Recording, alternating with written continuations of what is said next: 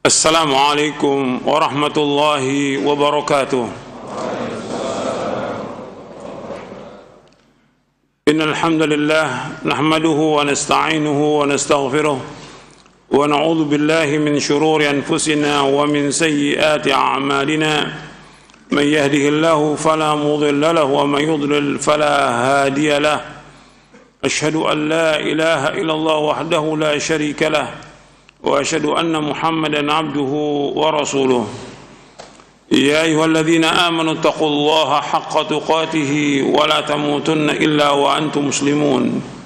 يا أيها الناس اتقوا ربكم الذي خلقكم من نفس واحدة وخلق منها زوجها وبث منهما رجالا كثيرا ونساء واتقوا الله الذي تساءلون به والأرحام إن الله كان عليكم رقيبا. يا أيها الذين آمنوا اتقوا الله وقولوا قولا سديدا يصلح لكم أعمالكم ويغفر لكم ذنوبكم ومن يطع الله ورسوله فقد فاز فوزا عظيما.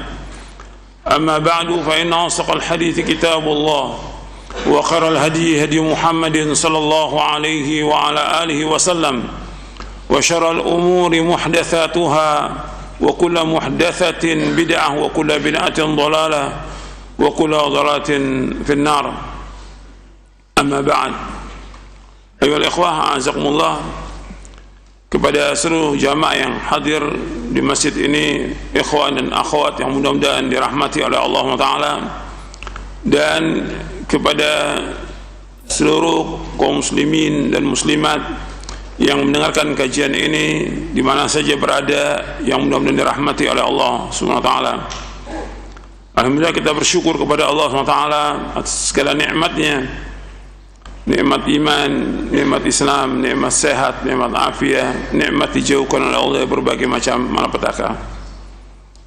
Akhwan fiddin, azakumullah, kita akan lanjutkan kajian kita dari Syarah Aqidah Ahlussunnah wal Jamaah. Yang terakhir kita membahas hadis Nabi SAW, dan saya akan ulangi. Itu Rasulullah SAW bersabda, kita masih membahas bab yang atau poin yang ke-68, sikap Ahlus Sunnah terhadap Ahlul Bid'ah. Poin yang ke-68, sikap Ahlus Sunnah terhadap Ahlul Bid'ah.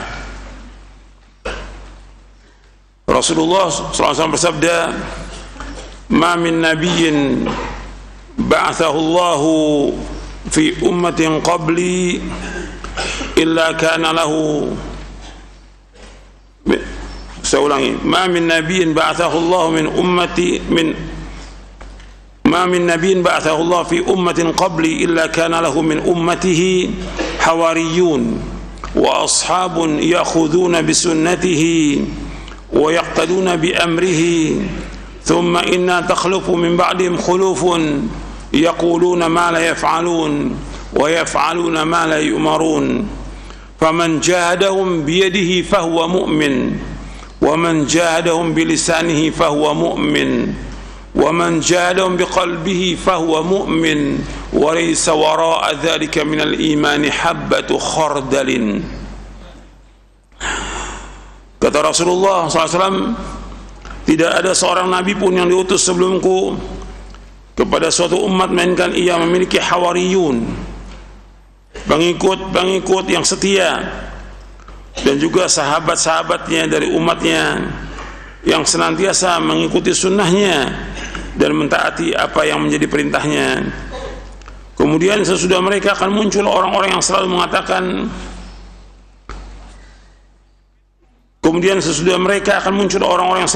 apa yang tidak mereka laksanakan dan mengerjakan apa yang tidak diperintahkan kepada mereka. Maka barang siapa yang memerangi mereka dengan tangannya, maka ia adalah seorang mukmin. Dan barang siapa yang memerangi mereka dengan lisannya, maka ia adalah orang mukmin. Dan barang siapa yang memerangi mereka dengan hatinya, maka ia adalah seorang mukmin. Dan setelah itu tidak ada lagi iman meskipun hanya seberat biji sawi. Hadis ini sahih, diriwayatkan oleh Imam Muslim dan Ahmad dari sahabat Ibnu Mas'ud radhiyallahu anhu. Dalam hadis ini Nabi menyebutkan sallallahu alaihi wasallam bahwa setiap nabi itu pasti mempunyai sahabat-sahabat setia yang menolong, yang mendukung, yang membantu beliau. Artinya orang yang beriman kepada nabi tersebut, setiap nabi itu mesti dari umatnya ada hawariyun dan sahabat-sahabat yang mereka berpegang kepada sunnahnya dan mengikuti perintahnya. Kemudian sesudah itu diganti dengan berapa generasi. Ini kalimat takhlufu min ba'di khulufun, artinya untuk menunjukkan generasi yang jelek, pengganti-pengganti yang jelek. Sifat dari mereka Nabi sebutkan yaquluna ma la yaf'alun. Mereka berkata apa yang mereka tidak perbuat. Artinya mereka cuma bisa pandai berkata aja, tapi tidak mengamalkan tentang Islam ini. Dia ngomong, atau mungkin juga dia sebagai seorang dai, sebagai khatib, dia berbicara, tapi dia tidak mengamalkan dari Islam ini. Wa yaf'aluna ma la yu'marun, dan mereka melakukan apa-apa yang tidak diperintahkan.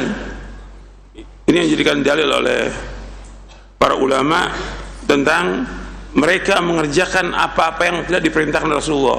Artinya mereka mengerjakan perbuatan-perbuatan bid'ah. Mereka mengerjakan perbuatan-perbuatan yang enggak diperintahkan oleh Rasulullah SAW, mengerjakan perbuatan bid'ah. Nabi menyebutkan di sini, faman jahadahum biyadi fahuwa mu'min. Barang siapa yang memerangi mereka dengan tangannya, maka dia termasuk orang beriman. Berarti kalau dia punya kekuatan, dia perangi dengan tangannya. Seperti umpamanya di zaman Umar bin Khattab radhiyallahu an, ada Sabiq bin Asal. Dia selalu bertanya ayat-ayat yang mutasyabihat. Maka Umar memberikan hukuman dengan dipukul dengan pelepah kurma sampai berdarah-darah. Kemudian diberikan hukuman juga untuk dihajar. Jadi kalau dia punya kekuatan, orang-orang seperti ini diperangi.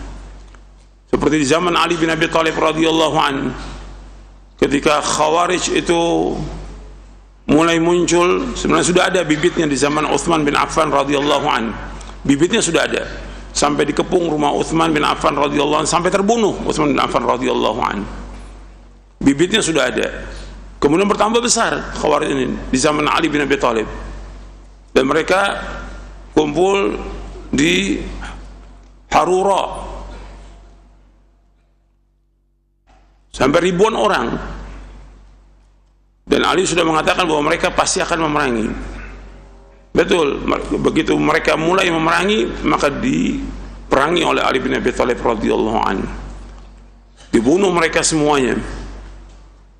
Yang taubat ada 2000 orang waktu dinasihati oleh Ibnu Abbas, tapi sebagian memerangi Ali radhiyallahu anhu. Nah, sebagian kabur. Artinya kalau punya kekuatan, ya mereka diberikan hukuman, diperangi mereka. Kalau Khawarij memang disuruh untuk diperangi, Khawarij ini, dan disuruh untuk membunuh mereka, dan ganjarannya besar bagi yang membunuh Khawarij. Dan ini yang melakukan adalah ulul amri. Ulul amri yang melakukannya, pemerintah. Kemudian waman jahadahum bilisani fahuwa mu'min, dan barang siapa memerangi mereka dengan lisannya, maka dia orang beriman. Artinya memerangi lisannya, mengingkari. Ya, hadis ini kembali kepada hadis Abu Sa'id Al-Khudri radhiyallahu an, yang Nabi bersabda SAW, man ra'a minkum munkaran falyughayyir bi yadihi, fa illam yastati' fa bi lisan, fa illam yastati' fa bi qalbi, wa dzalika adhaful iman. Hadis ini sahih riwayat Muslim dan yang lainnya. Artinya kalau kita nggak sanggup untuk dengan tangan, maka kita dengan lisan menyampaikan kepada umat ini, menjelaskan tentang bahayanya syirik, bahayanya bid'ah, sesatnya bid'ah, jelaskan kepada umat dan terus jelaskan. Kemudian juga menasihati kalau kita mampu untuk memberikan nasihat kepada tokoh-tokoh dari ahlul bid'ah itu, menasihati mereka, atau menulis surat, bikin buku-buku yang bermanfaat buat umat. menjelaskan tentang sesatnya bid'ah. Gitu. Maka orang yang memerangi mereka dengan lisannya, menasihati, kemudian menyampaikan kebenaran dan segala macam, supaya mereka ini sadar tentang bahayanya bid'ah, maka termasuk orang beriman. Jadi nggak boleh diam tuh untuk menjelaskan tentang bid'ah. Sebab yang bersabda Nabi Muhammad SAW, kullu bid'atin dhalalah wa kullu dhalalatin finnar. Setiap bid'ah itu sesat, setiap kesesatan tempatin neraka. Dan ini yang nggak diterima hadis ini oleh ahlul bid'ah. Mereka marah kalau dibawakan hadis ini. Padahal yang bersabda siapa? Rasulullah SAW. Kalau dia sebagai umatnya Nabi Muhammad SAW dan dia cinta kepada Nabi, ditinggalkan semua bid'ah itu. Kalau dia benar umat Nabi Muhammad SAW dan dia mencintai Nabi Muhammad SAW, maka ditinggalkan semua bid'ah. Karena yang melarang perbuatan bid'ah siapa? Rasulullah SAW. Wa iyyakum wa muhdatsatil umur fa inna kulla muhdatsatin bid'ah wa kulla bid'atin dhalalah. Dalam hadis yang sahih yang diriwayatkan oleh Imam Ahmad, Abu Dawud, Tirmidzi dan yang lainnya dari sahabat Irbad bin Sariyah radhiyallahu an, kata Nabi SAW, wa iyyakum wa muhdatsatil umur, jauhkan dari kalian setiap perkara-perkara yang berbau agama. Fa inna kulla muhdatsatin bid'ah, karena setiap yang berbau agama bid'ah, wa kulla bid'atin dhalalah, dan setiap bid'ah sesat. Ini sabda Rasulullah SAW dan sahih riwayatnya. Kalau dia cinta kepada Nabi Muhammad SAW, maka dia wajib meninggalkan semua bid'ah. Dan kita wajib menjelaskan kepada umat tentang bahayanya bid'ah. Nggak boleh kita diam. Nggak boleh kita diam sampai kita diwafatkan oleh Allah Ta'ala. Jelaskan kepada umat tentang tauhid, jelaskan kepada umat tentang bahaya syirik, jelaskan kepada umat tentang sunnah, jelaskan kepada umat tentang bahaya bid'ah. Jelaskan kepada umat agar mereka bertakwa kepada Allah dan menjauhkan perbuatan dosa dan maksiat. Itu termasuk jihad, apalagi di zaman sekarang ini. Kemudian waman jadum biqalbi fahuwa mu'min, dan barang siapa memerangi mereka dengan hatinya, maka dia orang beriman. Artinya ini sudah selama-lama iman. Dia hanya mampu mengingkari dengan apa? Dengan hatinya. Dia mampu mengingkari dengan hatinya. Apakah dia duduk bersama ahlul bidah? Tidak. Dia wajib meninggalkan perbuatan bidah. Nggak boleh duduk. Dan ayatnya sudah dibawakan dua ayat. Yang pertama surah Al-An'am ayat 68, yang kedua surah An-Nisa ayat 140. Ini dua ayat ini menjelaskan tentang tidak bolehnya duduk di majlis-majlis ahlul bid'ah. Tidak boleh duduk di majlis-majlisnya ahlul ma'siyah. Tidak boleh kita duduk. Sama sekali nggak boleh. Nas Al-Quran ini. Surah Al-An'am ayat 68 di halaman 513 sudah saya jelaskan ini. Yang kedua di surah An-Nisa ayat 140. Ini juga sudah saya jelaskan. Nggak boleh duduk bersama al-bid'ah. Nggak boleh duduk mendengarkan ceramahnya, nggak boleh sama sekali. Nggak boleh. Jadi untuk perhatikan tuh, ini termasuk jihad dengan apa? Jihad dengan apa ini? Hati, meninggalkan majlis mereka. Jadi kalau kita melihat kemungkaran, kita nggak mampu untuk merubah dengan tangan, nggak mampu merubah dengan lisan. Yang ada kita merubah dengan hati. Maksudnya kita mengingkari dengan hati kita. Kita ingkari perbuatan itu nggak benar. Tapi bukan apa? Bukan duduk di situ, bukan mendengarkan ceramah ahlul bidah, bukan foto-foto dengan ahlul bidah, bukan. Sampai mengatakan, ya kita perlu juga minta nasihat dari antum. Kok minta nasihat dari al-bidah? Ini jahilnya murakkab. Kok minta nasihat dari al-bidah? Justru kita nasihati al-bidah supaya berhenti dari bidahnya. Gak boleh kita mendengarkan ceramah al-bidah. Dulu para ulama salaf, nih, tutup telinganya. Gak ada dengarkan ceramah al-bidah, tutup telinganya. Kamu yang keluar atau saya yang keluar? Diusir al-bidah itu. Bukan seperti sekarang duduk bersama al-bidah, ngobrol bersama al-bidah, majlis bersama al-bidah, kumpul bersama al-bidah, foto bersama bid'ah. Enggak benar dalam Islam. Kita wajib mengingkari dengan hati. Kalau dengan hati juga enggak dia ingkari, kata Nabi SAW, walaysa wara'a dzalika minal imani habbatu khardalin. Dan tidak ada sesudah itu iman meskipun hanya seberat biji sawi. Ini bukan berarti bahwa dia keluar dari agama Islam, tidak. Saya jelaskan di buku saya Amar Ma'ruf Nahi Mungkar. Nanti antum lihat di buku Amar Ma'ruf Nahi Mungkar di halaman 151. Saya jelaskan penjelasan Syekhul Islam tentang hadis ini. Di dua tempat beliau jelaskan. Yang pertama di Majmu' Fatawa juz yang ke-28. Yang kedua beliau jelaskan di Majmu' Fatawa juz yang ke-7. Kata Syekhul Islam Ibnu Taimiyah rahimahullah mengatakan, mengingkari kemungkaran terkadang dapat dilakukan dengan hati, terkadang dengan lisan, dan terkadang dengan tangan. Adapun mengingkari dengan hati, maka itulah wajib bagi setiap wajib, maka itu adalah wajib pada setiap keadaan, karena melakukannya tidak menimbulkan bahaya. Barang siapa yang tidak melakukannya, maka ia tidak dikatakan mukmin, artinya tidak dikatakan mukmin yang sempurna imannya. Dikatakan mukmin yang sempurna iman, bagaimana disabdakan oleh Nabi SAW, wa dzalika adaful iman, yang demikian adalah selemah-lemah iman. Beliau juga bersabda, walaysa wara'a dzalika minal imani habbatu khardalin, dan setelah itu tidak lagi iman meskipun hanya seberat biji sawi. Dikatakan kepada Ibnu Mas'ud radhiyallahu an, siapakah mayat yang hidup itu? Ia menjawab, orang yang tidak mengetahui perbuatan ma'ruf dan tidak mengingkari kemungkaran, orang inilah yang terfitnah. Dan dijelaskan sifatnya di dalam hadis Hudzaifah Ibnu Yaman yang panjang itu. Artinya orang yang dia tahu kemungkaran tapi dia tidak mengingkari kemungkaran, dia merupakan mayat hidup yang berjalan di muka bumi ini. Ini penjelasan dari sahabat Ibnu Mas'ud radhiyallahu an.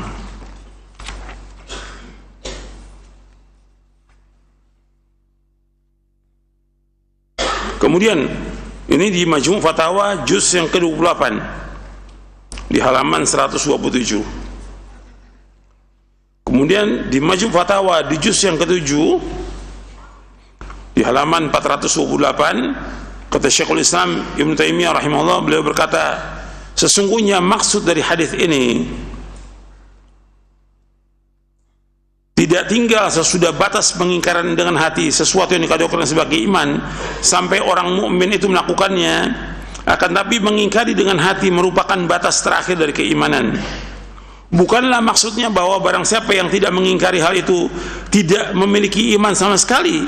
Saya ulangi lagi, kata Syekhul Islam, akan tapi mengingkari dengan hati merupakan batas terakhir dari keimanan.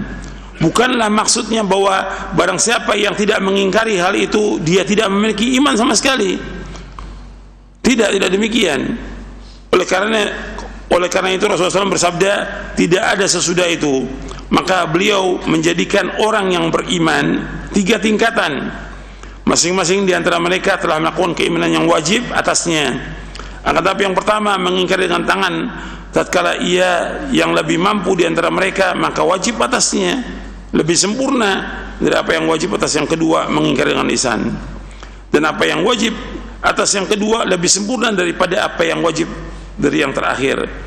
Maka dengan demikian diketahui bahwa manusia bertingkat-tingkat dalam keimanan yang wajib atas mereka sesuai dengan kemampuannya beserta sampainya khitab atau perintah kepada mereka.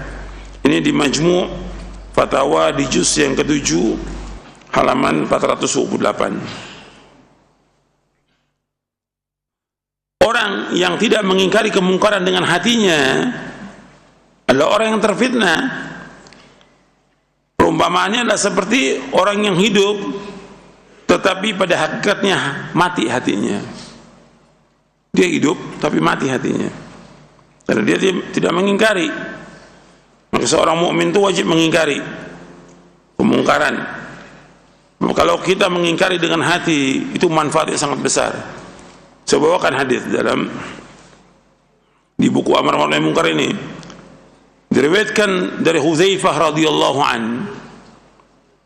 tu'radul fitanu, kata Hudzaifah radhiyallahu an, ia berkata, aku mendengar Rasulullah SAW bersabda, tu'radul fitanu 'alal qulubi kal hasiri 'udan 'uda, fa ayyu qalbin ushribaha nukita fi nuqtatun sauda, wa ayyu qalbin ankaraha nukita fi nuqtatun bayda, hatta tasira 'ala qalbaini 'ala abyada mithli as-safa, fala tadurruhu fitnatun ma damatis samawati wal ard, wal akharu aswadu murbadan kalkuzi mujakhiyan la ya'rifu ma'rufan wa la yunkiru munkaran illa ma ushriba min hawahu.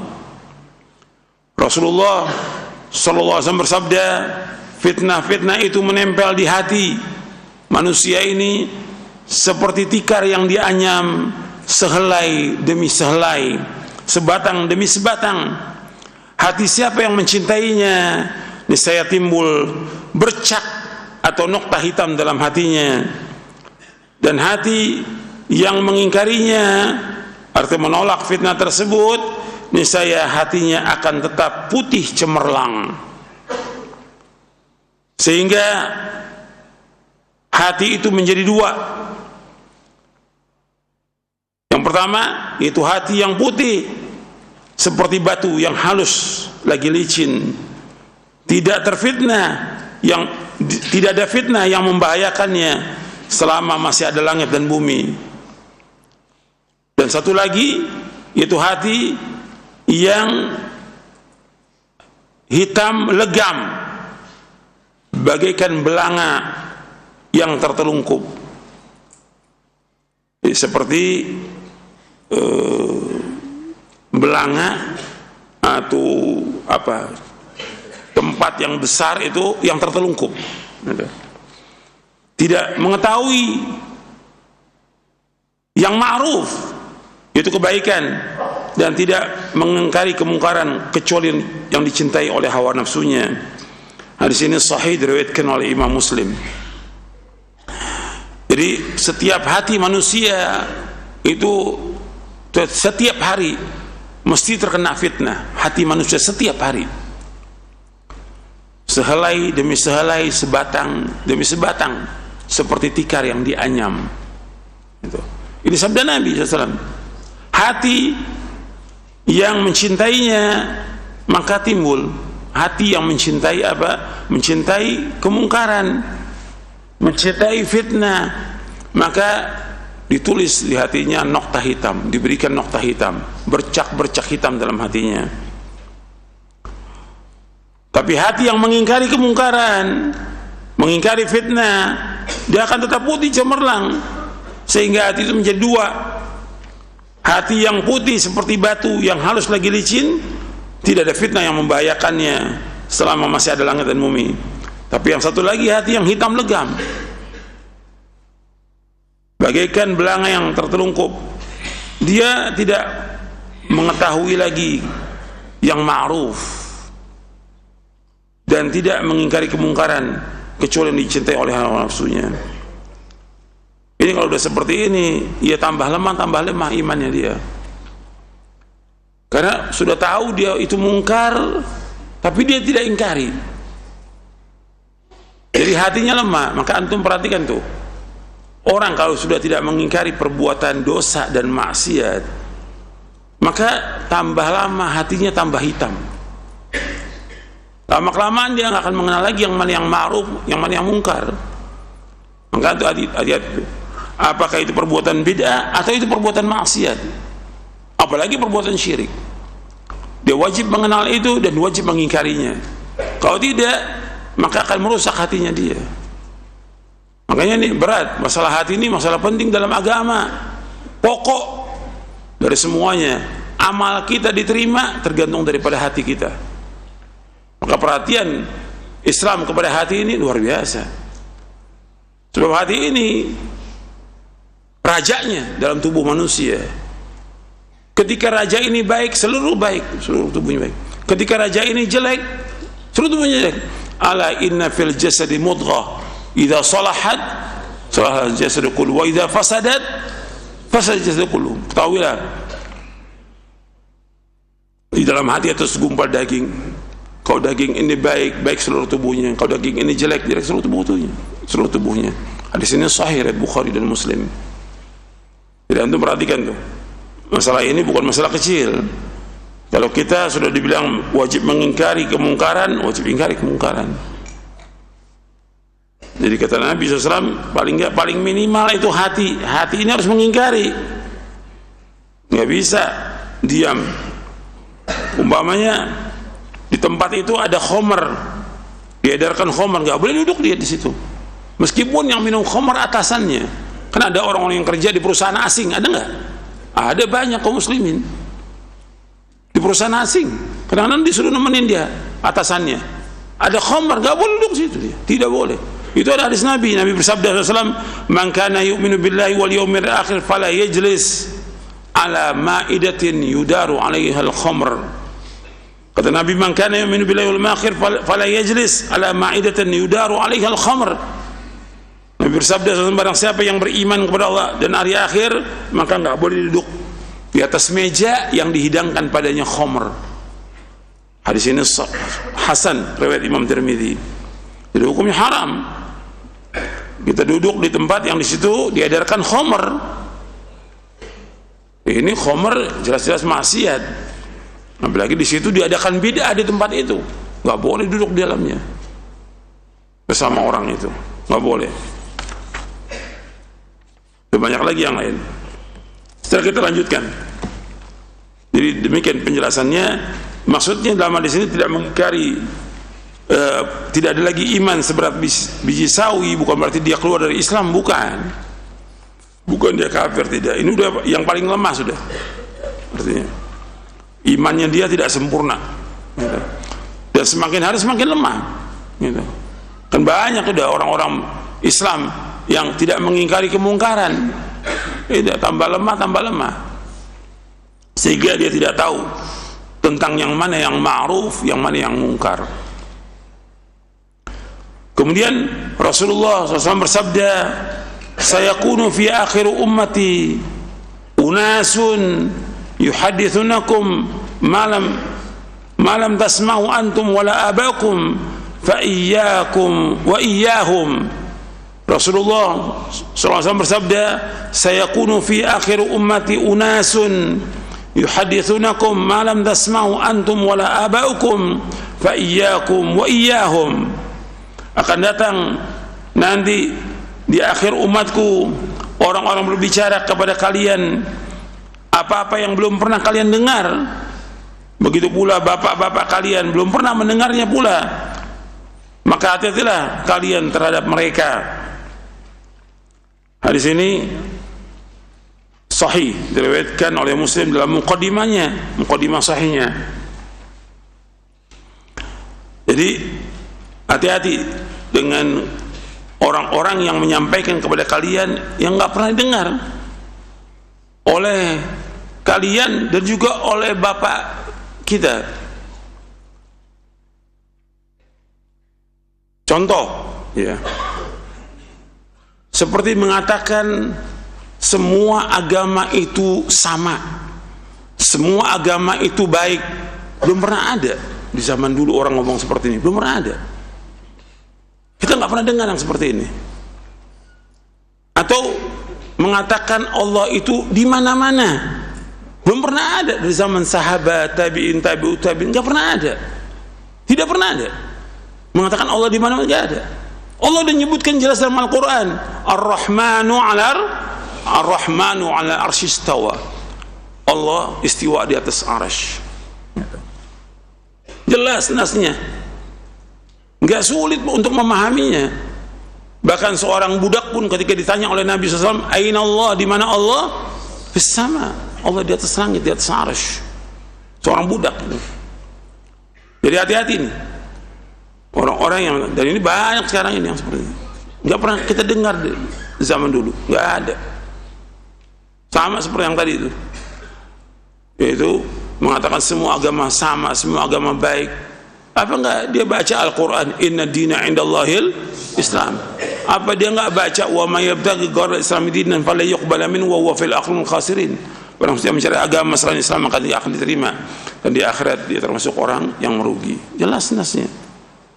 Banyak lagi udah yang selalu jadi bahan oleh mereka Islam. Jadi kalian nggak pernah mendengar itu yang seperti ini. Atau mereka berbuat syirik, jelas-jelas datang ke kubur-kubur wali, mereka menyembah, sujud, minta kepada mereka, jelas syirik. Dan ini syirkun akbar. Mereka namakan semuanya dengan apa? Dengan apa? Dengan tawassul kepada orang soleh. Tawassul kepada orang soleh boleh atau tidak? Boleh, tapi yang masih hidup. Orang soleh yang masih hidup. Secara hukum syar'i ingat boleh loh, bukan sunnah, boleh. Gitu. Tapi ini kalau orang mati, jelas-jelas perbuatan syirik, mereka berikan nama-nama dengan nama-nama yang indah, dianggap tawassul. Kalian nggak pernah dengar yang seperti itu? Nggak ada zaman sahabat, tabi'in. Kalau seandainya itu baik, mestinya sahabat berbondong-bondong datang ke kuburan Nabi atau tabi'in. Ada nggak di masa-masa itu peperangan? Ada nggak? Ada. Mereka mengalami kesulitan, ada. Bahkan ada ta'un juga di zaman Umar bin Khattab, nggak ada yang datang. Ada kemarau yang panjang, nggak ada mereka datang. Ada peperangan, nggak ada yang datang ke kuburan Nabi untuk minta sesuatu, nggak ada. Kalau kita lihat sekarang, orang berbondong-bondong datang, jutaan orang datang ke kubur untuk minta sesuatu. Ini kalian nggak pernah dengar di zaman ini. Kemudian di hadis yang selanjutnya Imam Muslim membawakan di mukadimahnya, di sini nggak ada buku ini. Kalau ini berkaitan dengan secara umum kalau ini. Tapi yang kedua ini berkaitan khusus tentang hadis. Dari sahabat Abu Hurairah, dua-duanya dari Abu Hurairah. An Abi Hurairah radhiyallahu an yaqul qala Rasulullah sallallahu alaihi wasallam yakunu fi akhir az-zaman dajjalun kadzabun ya'tunakum min al-ahadits bima lam tasma'u antum wala aba'ukum fa iyyakum wa iyyahum la yudillunakum wala yaftinunakum. Dari Abu Hurairah radhiyallahu anhu ia berkata, telah bersabda Rasulullah SAW, akan datang pada akhir zaman para dajjal, itu para pendusta. Mereka datang kepada kamu membawa hadis-hadis yang kamu dan bapak kamu tidak pernah mendengarnya. Awaslah kamu dari mengerjakan yang seperti itu, dan hati-hati kamu dari mereka. Pasti mereka tidak akan dapat menyesatkan kamu dan memfitnah kamu. Arti kalau kita hati-hati kepada mereka, nggak akan bisa. Yaitu mereka dikaitan dengan hadis. Orang-orang membawakan hadis-hadis yang mengatasnamakan Nabi Muhammad SAW, tapi hadis ini palsu, dusta. Padahal ancamannya berat. Di mukadimah Sahih Muslim juga ada, dan juga yang lainnya. Ini mutawatir hadisnya. Man kadzaba alayya muta'ammidan falyatabawwa maq'adahu minan nar. Barang siapa yang berdusta sama aku dengan sengaja, maka hendaklah ia menempatkan tempat duduknya di neraka. Hadisnya mutawatir. Man kadzaba alayya falyalijin nara. Barang siapa yang berdusta sama aku, maka hendaklah dia masuk ke dalam neraka. Banyak hadis ini, mutawatir hadisnya. Dan ini banyak orang-orang membawakan hadis-hadis yang kita nggak pernah dengar. Orang tua kita nggak pernah dengar. Ini hadis yang maudhu. Tapi para ulama sudah membuat buku-buku, kitab-kitab yang menjelaskan tentang kepalsuan hadis itu. Sudah dibuat oleh para ulama. Al-Imam Ibnu Jauzi menulis kitab tentang al-mawdu'at, hadis-hadis maudhu. Ada hadis yang maudhu, 3 jilid beliau tulis. Dan itu dibawakan oleh sebagian khotib-khotib itu. Hati-hati kepada mereka itu. Mereka dajjalun, kadzabun. Kemudian juga Ibnu Qayyim juga punya kitab Al-Manarul Munif fi Sahih wa Dhaif. Kemudian juga Imam Syaukani punya kitab namanya Al-Fawaidul Majmu'ah fil ahaditsil mawdu'ah. Dan yang lainnya banyak para ulama menulis untuk membela agama ini, yang menjelaskan tentang hadis-hadis yang palsu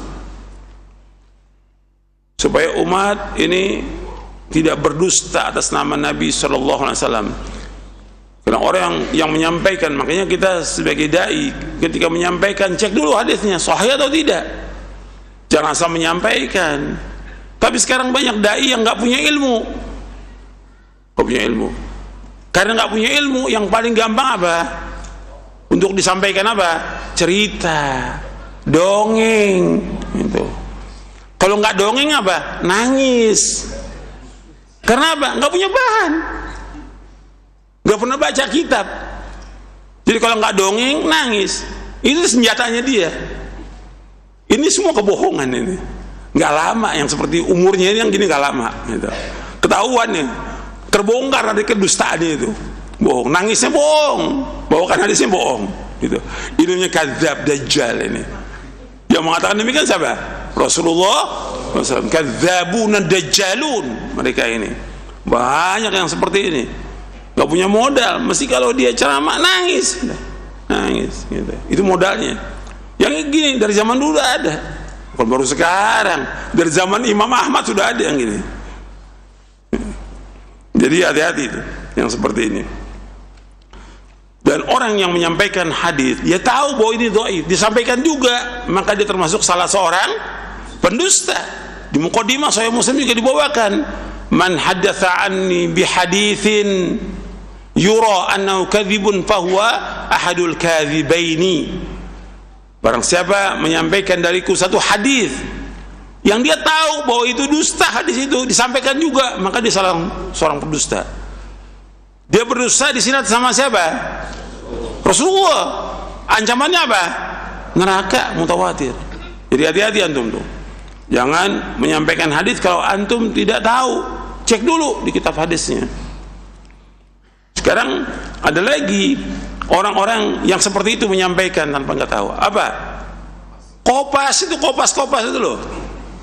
Ada orang menyampaikan apa gitu, nulis hadis, dia langsung diambil sama dia, di-share atau ditaruh di statusnya dia, dibawakan hadis. Anda udah cek belum di kitabnya sahih apa tidak? Ini masuk karena dia menyebarkan, dia ikut menyampaikan di situ. Man haddatsa anni bi haditsin yura annahu kadzibun fa huwa adul kadzibain. Ini sahih riwayat Muslim.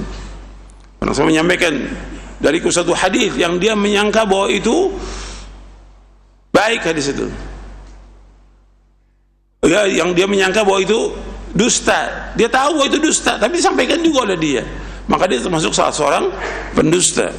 Jadi antum jangan sekali menyampaikan tuh, kalau nggak tahu cek dulu.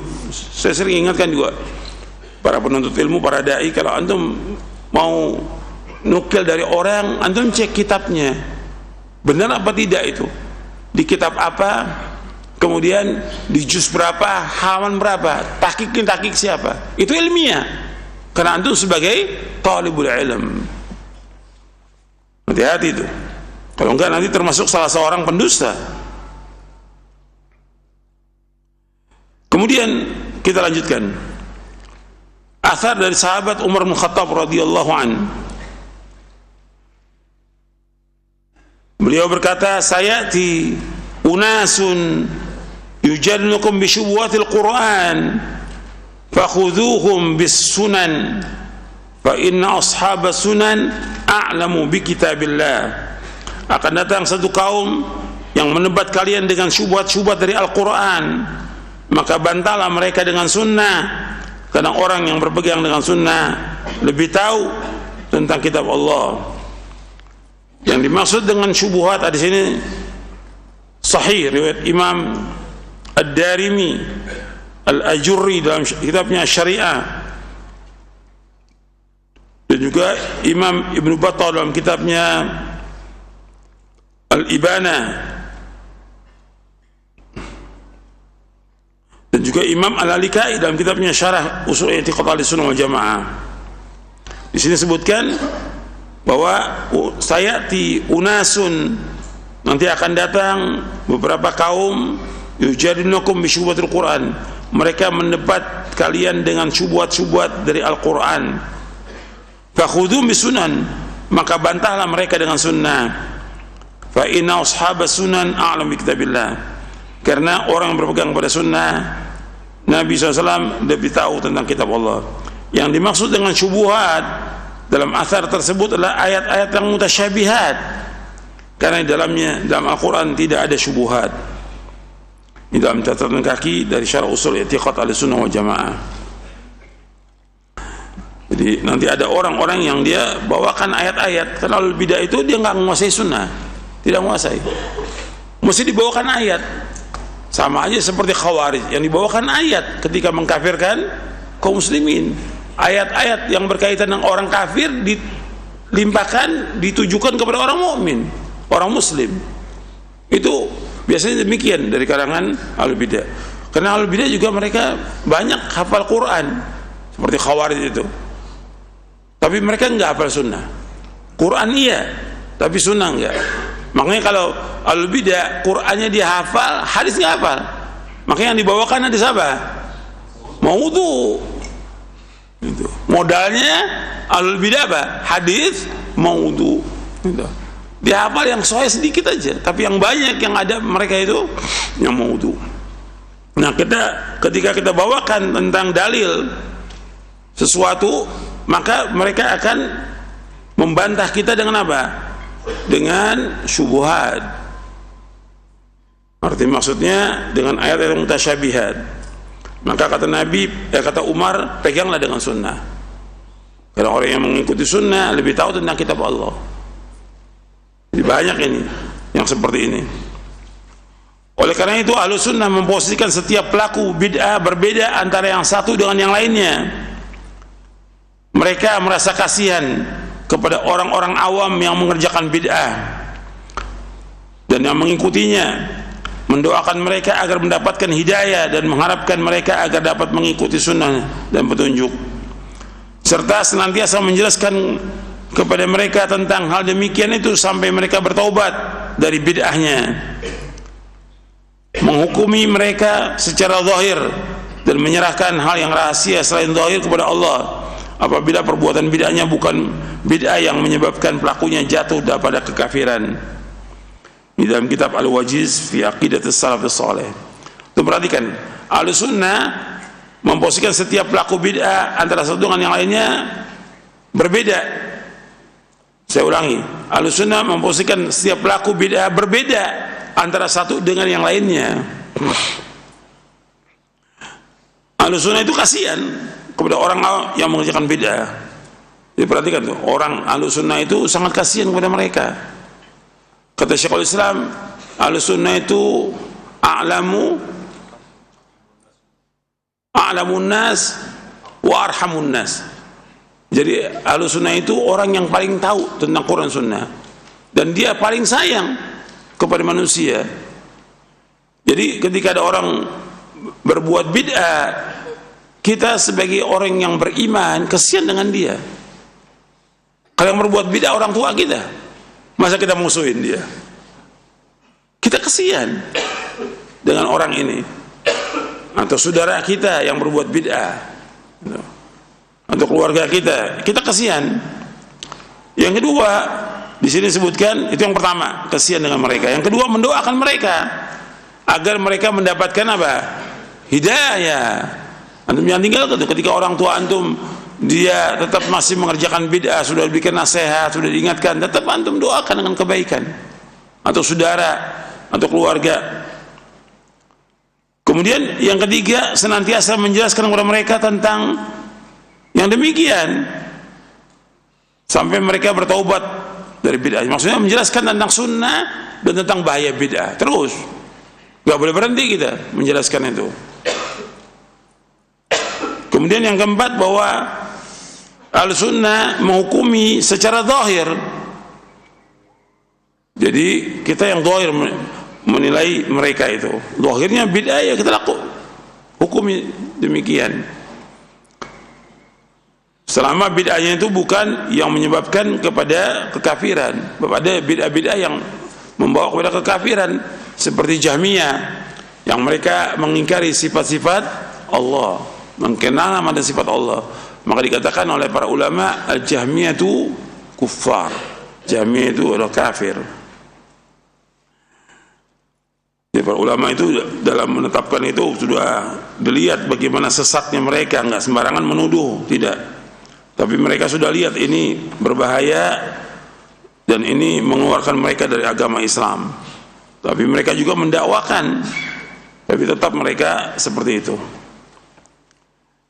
Kemudian selanjutnya, sesungguhnya ulama ahli hadis dan ahli fikih telah membuat banyak bab dalam kitab-kitab mereka tentang menjauhi al-bid'ah. Saya mau tanya kepada antum, ini bab ini, poin ini membahas tentang apa ini? Poin ini membahas tentang apa? Ini judulnya ada apa? Sikap Ahlussunnah kepada al-bid'ah. Jadi antum harus tahu, jangan antum baca apa ini babnya, bab apa ya nggak tahu. Banyak yang penuntut ilmu seperti itu. Jadi pembahasan kita mauqif Ahlussunnah wal Jamaah min ahlil bid'ah.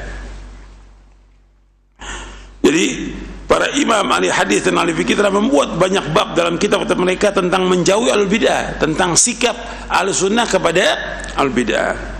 Di dalam Sunan Abi Daud, karya Imam Abu Daud As-Sijistani rahimahullah yang wafat tahun 275 Hijriah, dicantumkan bab mujanabah alil ahwa wa bughdihim, bab menjauhi dan membenci pengikut hawa nafsu, yaitu al-bid'ah. Itu di dalam kitabnya Kitabus Sunnah, dinamakan dalam kitabnya itu Kitabus Sunnah oleh Imam Abu Daud. Nah, ini ada di bab yang ketiga di Kitabus Sunnah itu. Setelah Kitabus Sunnah di bab yang ketiga dijelaskan tentang mujanabah alil ahwa wa bughdihim. Kemudian yang kedua, di dalam kitab Al-Ibana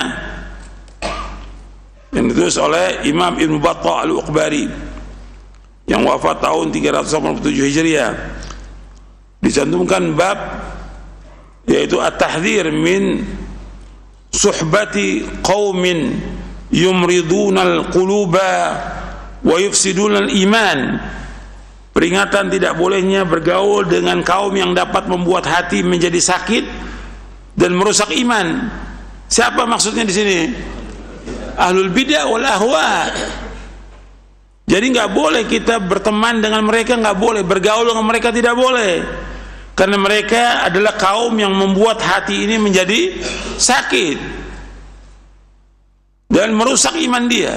Kalau bergaul dengan ahlul bid'ah itu rusak hatinya dan rusak imannya. Kalau rusak hatinya tadi berkaitan dengan apa? Rusak hatinya berkaitan dengan apa tadi?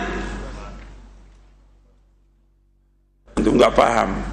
Maksud saya ketika disebutkan rusak hatinya itu berkaitan dengan apa dengan tadi hadis yang saya sebutkan?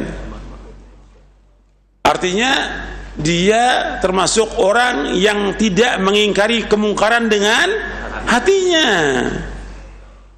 Itu kan termasuk, kata Nabi, selemah-lemah iman.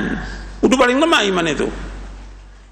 Ketika dia berteman dan bergaul dengan ahlul bid'ah, hatinya itu rusak, udah imannya rusak, hatinya juga rusak.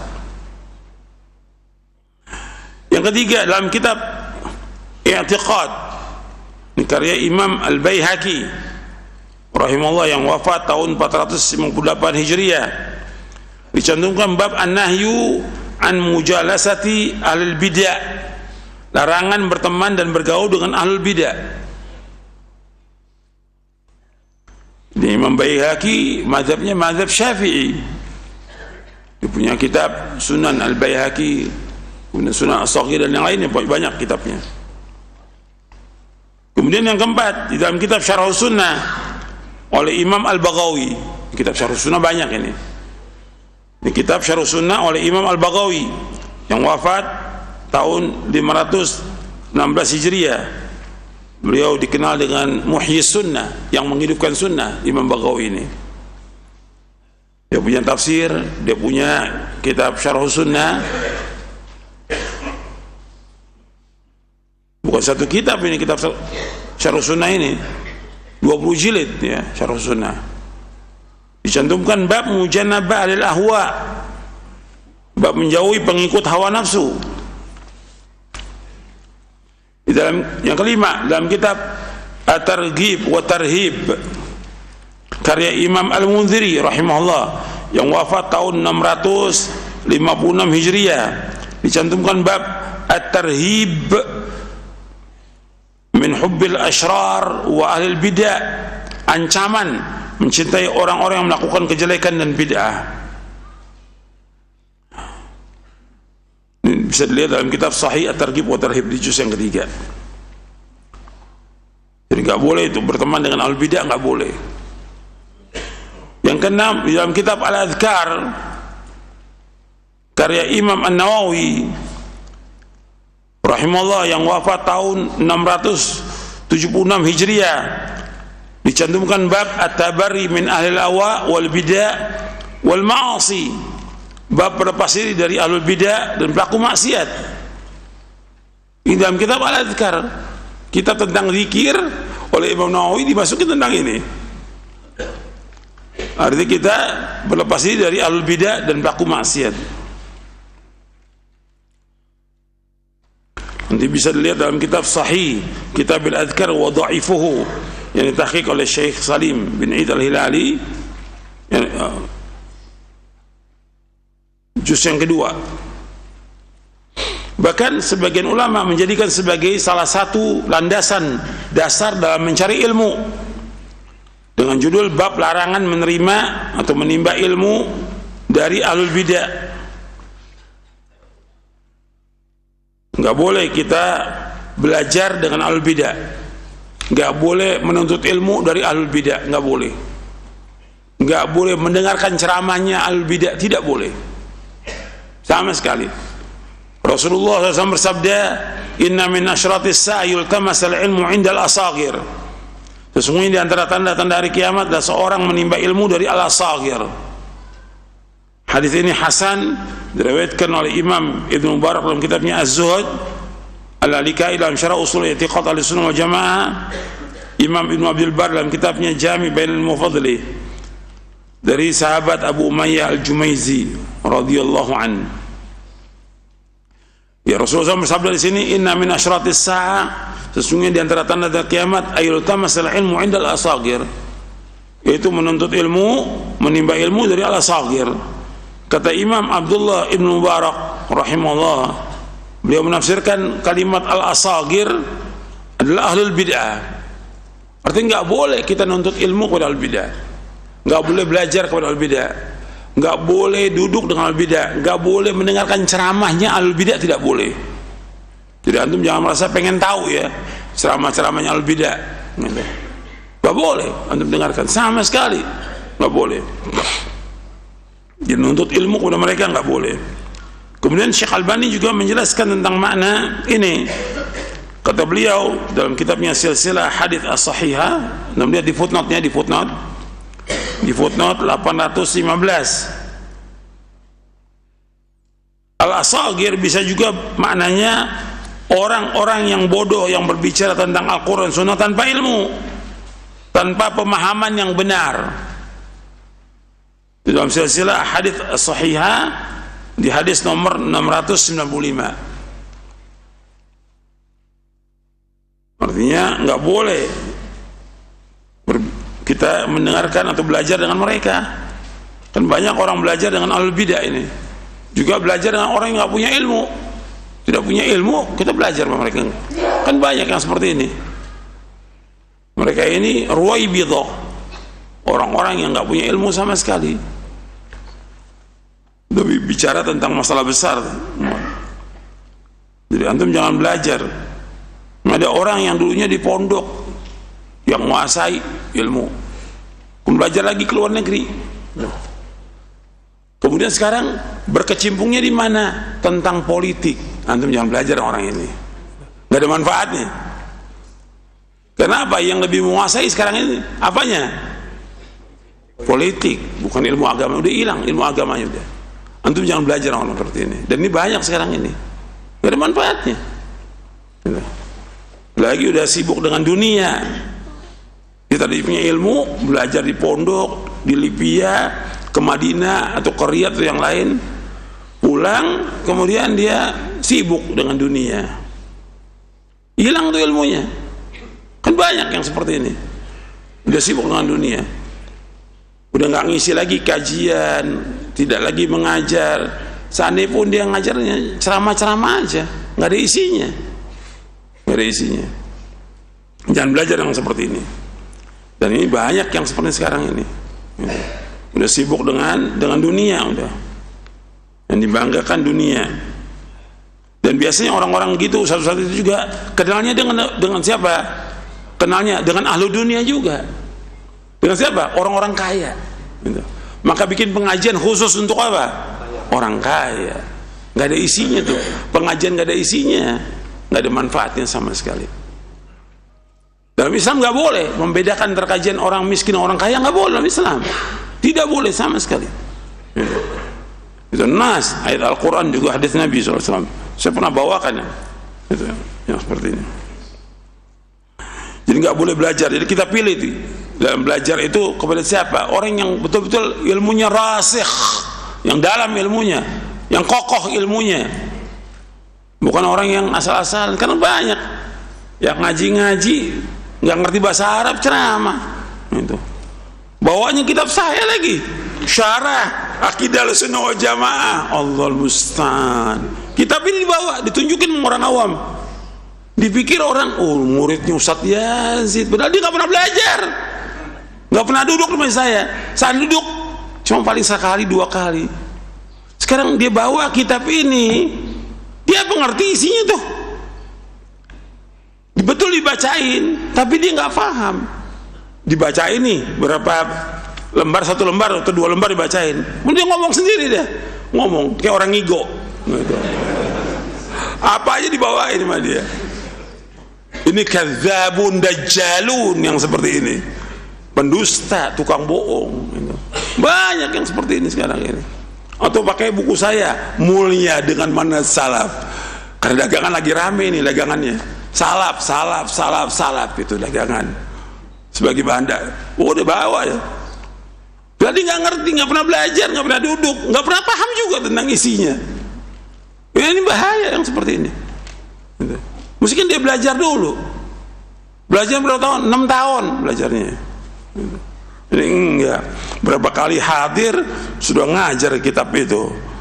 Dia juga nggak paham isinya, nggak paham. Ini bahaya. Maka antum jangan belajar kalau orang seperti ini.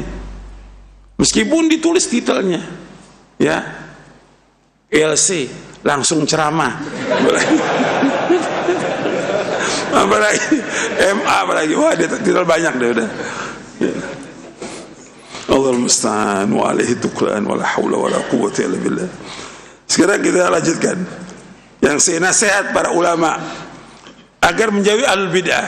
Ini nasihat para ulama, bukan nasihat saya, nasihat para ulama, ya, agar menjauhi ahlul bid'ah. Sahabat Ibnu Abbas radhiyallahu anhu berkata, la tujalis ahlal ahwa fa inna mujalasatahum mumridatun lil qulubi.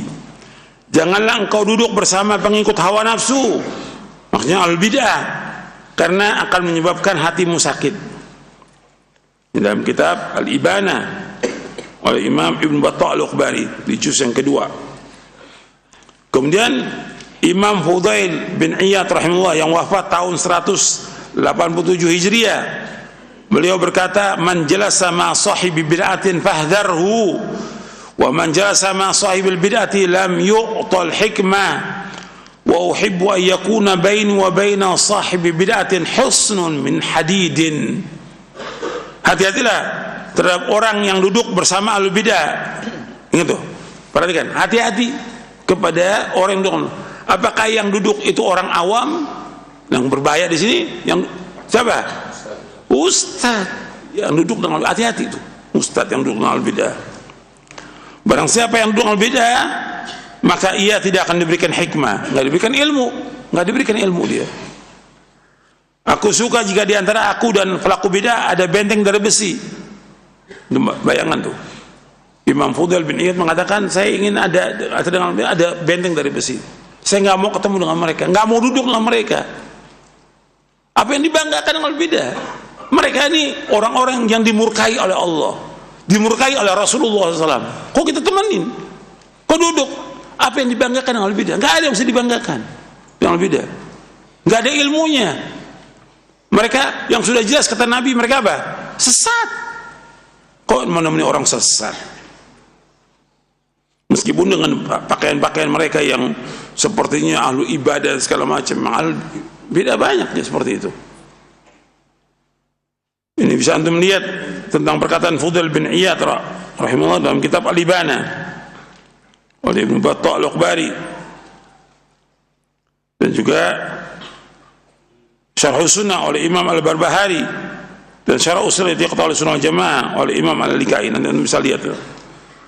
Beliau rahimahullah, yaitu Fudail bin Iyad, juga berkata, adraktu khiyaran nas kulluhum ashabu sunnatin wa yanhauna an ashabil bid'ah.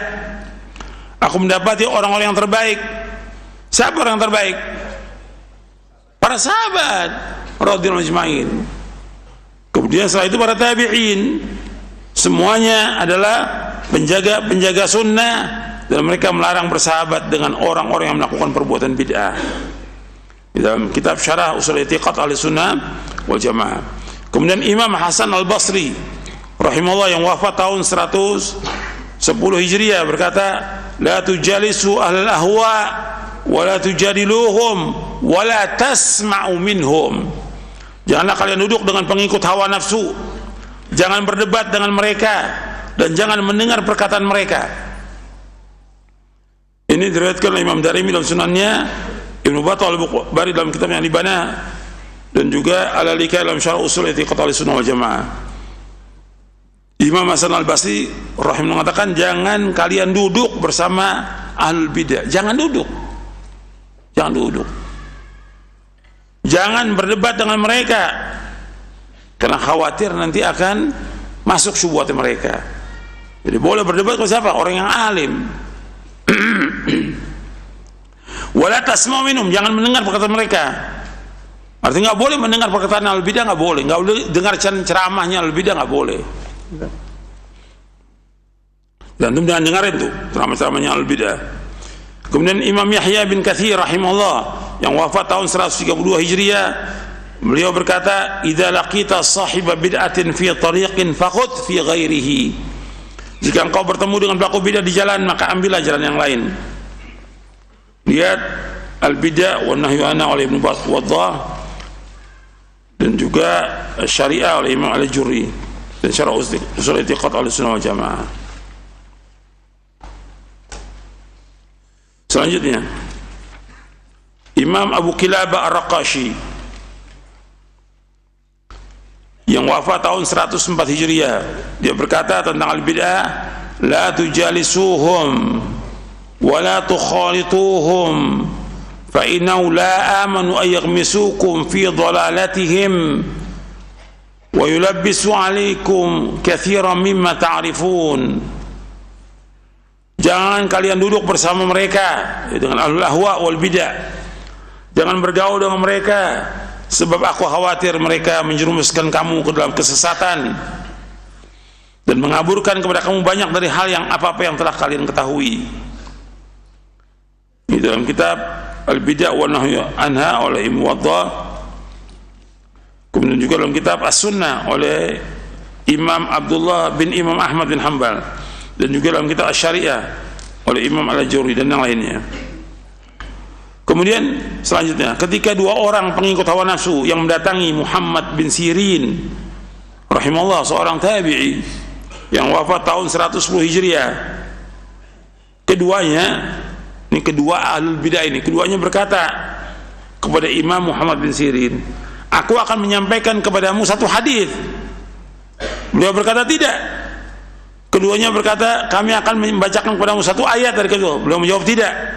Kalian pergi dariku atau aku yang pergi dari kalian. Diriwayatkan oleh Imam Darimi dalam sunannya, Ibnu Battah dan yang lainnya. Artinya para ulama itu nggak mau mendengar omongannya al-bidah.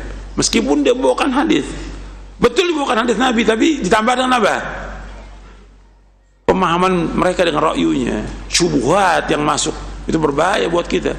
Atau ayat ditafsirkan menurut apa? Ra'yunya. Jangan. Kalau imam tahu sih tutup ini. Bahkan berkata pada anaknya, kamu tutup telinga kamu. Jangan kamu dengarkan al-bidah itu. Dia ngomong, tutup telinganya. Kalau sekarang enggak didengarkan ceramahnya al-bidah, disetel. Allah musta'an wa alaihi tuklan. Kemudian Imam Al-Barbahari rahimahullah yang wafat tahun 329 Hijriah mengatakan, jika engkau melihat seorang duduk bersama al-bid'ah, berikanlah peringatan keras dan jelaskanlah kepadanya tentang kepribadiannya. Apabila orang tersebut tetap duduk bersama al-bid'ah setelah ia mengetahui, maka jauhilah dia, karena ia termasuk pengikut hawa nafsu. Itu ancaman-ancaman para ulama tegas di sini. Nanti anda bisa lihat di Syarh Sunnah oleh Imam Al-Barbahari, tahqiq Abdurrahman bin Ahmad Al-Jumaizi. Kemudian Imam Al-Barbahari juga rahimahullah mengatakan, jika engkau melihat suatu kebid'ahan pada seorang, jauhilah, sebab yang ia sembunyikan darimu lebih banyak dari apa yang diperlihatkan kepada kamu. Kemudian Imam Al-Baghawi rahimahullah yang wafat tahun 516 Hijriah berkata, Nabi SAW telah mengabarkan tentang akan terjadinya perpecahan pada umat Islam ini, timbulnya pengekor hawa nafsu dan bid'ah di antara mereka. Dan beliau SAW telah memastikan bahwasanya keselamatan itu bagi orang yang mengikuti sunnah beliau SAW dan sunnah para sahabatnya radhiyallahu anhum ajma'in. Oleh karena itu hendaknya bagi seorang muslim, apabila melihat seseorang yang melakukan sesuatu berdasarkan hawa nafsu dan perbuatan bid'ah yang diyakininya, atau meremehkan suatu sunnah, hendaklah ia menghajarnya, mengisolasi, berlepasi darinya dan meninggalkannya, baik dalam keadaan hidup maupun mati. Maka janganlah engkau memberi salam kepadanya, dan apabila ia mengucapkan salam, janganlah dijawab sampai akhirnya ia mau meninggalkan perbuatan bid'ahnya dan kembali kepada kebenaran. Ini bisa dalam Syarh Sunnah oleh Imam Al-Baghawi. Beliau juga, Imam Al-Baghawi mengatakan, telah berlalu sunnah para sahabat, tabi'in serta orang-orang mengikutinya, dan seluruh ulama al-sunnah telah sepakat untuk memusuhi al-bid'ah dan menghajar, mengisolasi mereka.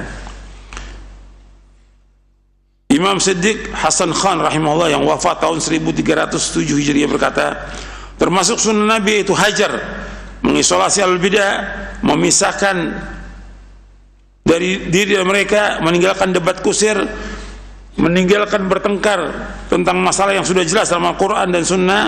Artinya nggak mau bertengkar dengan mereka kalau sudah jelas masalah ini. Setiap hal yang baru dalam agama termasuk bid'ah. Tidak boleh membaca buku-buku, perhatikan tuh, tidak boleh membaca buku-buku yang ditulis oleh al-bid'ah. Tidak boleh mendengarkan perkataan mereka dalam masalah-masalah yang prinsip maupun furu, yang cabang dalam agama, sebagaimana bid'ahnya Rafidhah, Khawarij, Jahmiyah, Qadariyah, Murji'ah, Karamiyah dan Mu'tazilah.